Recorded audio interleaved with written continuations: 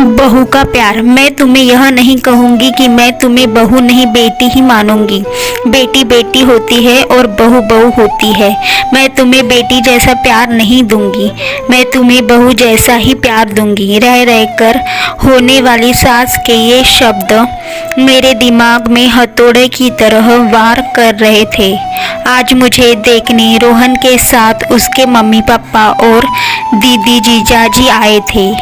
रोहन और मैं दोनों ही इंजीनियर हैं। रोहन की जॉब मुंबई में थी और मेरी पुणे में।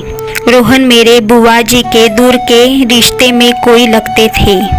बुआ जी फूफा जी रोहन और उनके परिवार की तारीफ करते थकते नहीं थे। रोहन के मम्मी जी की तो बुआ जी इतनी तारीफ कर रही थी जैसे कि वो खुद इंजीनियर है।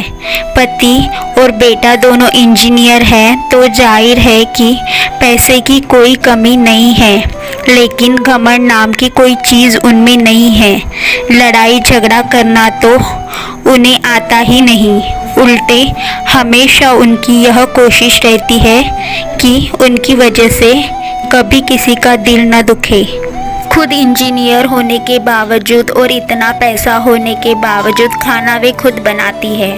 सिर्फ सब्जी आदि काटने के लिए काम वाली की सहायता ले लेती है। उनका मानना है कि खाना स्वयं ही बनाना चाहिए ताकि घर के सभी सदस्यों को शुद्ध और सात्विक भोजन मिले। इतनी तारीफ सुनकर मुझे मन ही मन लग रहा था यदि यह संबंध हो जाता है तो मैं अपने आप को बहुत खुश नसीब समझूंगी, क्योंकि कहा जाता है न, पति पत्नी के गुण नहीं मिले तो चलता, लेकिन सास बहू के गुण मिलने चाहिए, तभी वैवाहिक जीवन सुखी रहता है। यही सोचकर मैं मन ही मन खुश हो रही थी कि मुझे बहुत अच्छी सास मिलने वाली है। लेकिन आज जब उन्होंने बहू जैसा प्यार देने की बात कही तो वो बात किसी के भी समझ में नहीं आ रही थी। आज तक सभी ने यही सुना था कि हर सास ऐसा ही कहती है, तुम मेरी बहू नहीं बेटी हो, मैं तुम्हें बेटी जैसा ही प्यार दूंगी। लेकिन यहाँ तो उल्टा ही हो रहा है।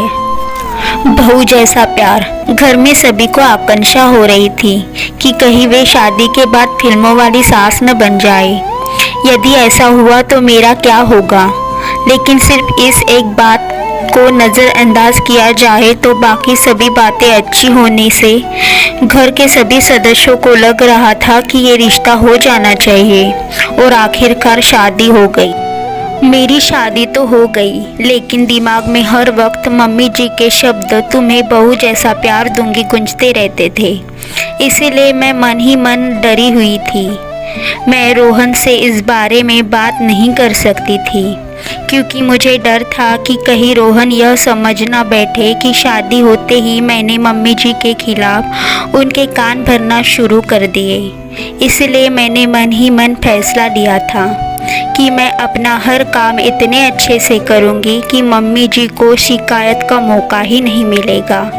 जब शिकायत का मौका ही नहीं मिलेगा तो वे फिल्मों के सास जैसी नहीं बन पाएगी।